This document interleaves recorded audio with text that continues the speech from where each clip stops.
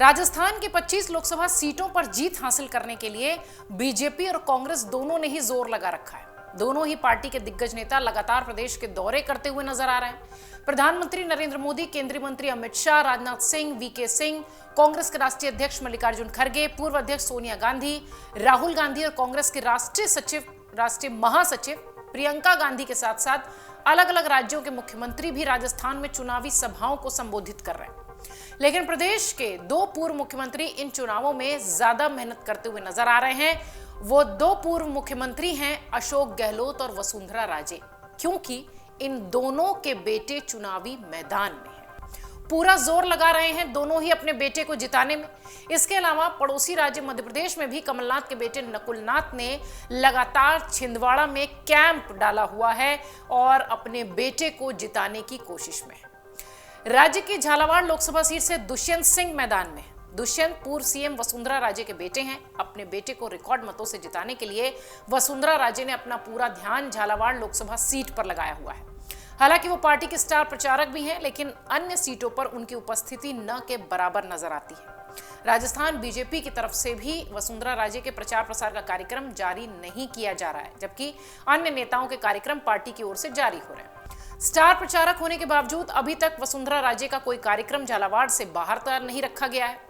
लगातार अपने बेटे के लोकसभा क्षेत्र में वो अलग अलग गांवों का दौरा कर रही हैं और दुष्यंत के समर्थन में वोट मांग रही हैं। प्रधानमंत्री नरेंद्र मोदी, गृह मंत्री अमित शाह और बीजेपी के अध्यक्ष जेपी नड्डा समेत बीजेपी के कई राष्ट्रीय नेता प्रदेश में चुनावी सभाओं को संबोधित करते हैं, लेकिन वसुंधरा राजे किसी भी बड़े नेता के मंच पर अभी तक नजर नहीं आई। दुष्यंत सिंह पिछले 20 साल से झालावाड़ लोकसभा सीट से ही सांसद है। दुष्यंत सिंह वसुंधरा राजे के मुख्यमंत्री बनने के बाद 2004 में पहली बार सांसद चुने गए थे। 35 साल से इस सीट पर बीजेपी का ही कब्जा है। वसुंधरा राजे 1989 यानी 1989 में इस सीट से पहली बार सांसद बनी थी। इसके बाद लगातार 5 बार वो सांसद रही। इधर दूसरी तरफ कांग्रेस के कद्दावर नेता और प्रदेश के पूर्व सीएम अशोक गहलोत के बेटे वैभव गहलोत इस बार जालौर सिरोही लोकसभा सीट से चुनावी मैदान में। वैभव गहलोत ने 2019 का लोकसभा चुनाव जोधपुर सीट से लड़ा था, लेकिन गजेंद्र सिंह शेखावत से वो 2 लाख से ज्यादा वोटों से हार गए थे। इस बार शेखावत जोधपुर से मैदान में, लेकिन वैभव ने अपनी सीट बदल ली है। जालौर सिरोही लोकसभा क्षेत्र में माली समाज के वोटर्स की संख्या ज्यादा है। जातिगत समीकरण को देखते हुए वैभव गहलोत को जालौर से चुनावी मैदान में उतारा गया है। पूर्व सीएम अशोक गहलोत लगातार जालौर में ही व्यस्त हैं। हाल ही में वैभव गहलोत के समर्थन में कांग्रेस के राष्ट्रीय महासचिव प्रियंका गांधी ने चुनावी सभा की थी। वैभव गहलोत का प्रचार उनकी पत्नी, उनकी बेटी सभी कर रहे हैं। हाल ही में वो माली समाज के कार्यक्रम में भी शामिल हुए थे और वैभव गहलोत की पत्नी हिमांशी गहलोत ने भी इस कार्यक्रम में हिस्सा लिया था और उन्होंने कहा था कि जालौर में माली समाज के मतदाता ज्यादा हैं, ऐसे में यहां से वैभव गहलोत का जीतना जरूरी है। अगर जालौर से भी वैभव गहलोत चुनाव नहीं जीत पाए तो आगे से कोई भी पार्टी माली समाज के बेटे को टिकट नहीं देगी। अगर वैभव गहलोत चुनाव हार गए तो जोधपुर और जयपुर के लोग यही कहेंगे कि माली समाज ने अपने बेटे को चुनाव में हरा दिया। समाज के लोगों से मार्मिक अपील करते हुए हिमांशी गहलोत ने कहा कि अपने पति को चुनाव जिताने की मैं अपील करती हूँ।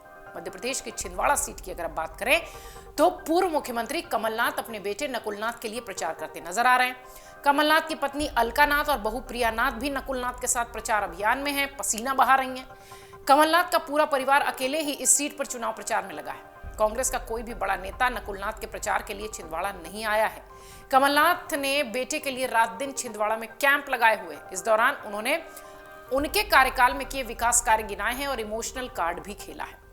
जनसभाओं में उन्होंने कहा कि मैंने अपनी जवानी छिंदवाड़ा के लिए समर्पित कर दी, मेरी आखिरी सांस यहीं के लिए है। नकुलनाथ भी लगातार भावनात्मक अपील करते दिखाई पड़ रहे हैं। कमलनाथ छिंदवाड़ा सीट पर करीब 300 से ज्यादा छोटी बड़ी चुनावी सभाएं अब तक कर चुके हैं।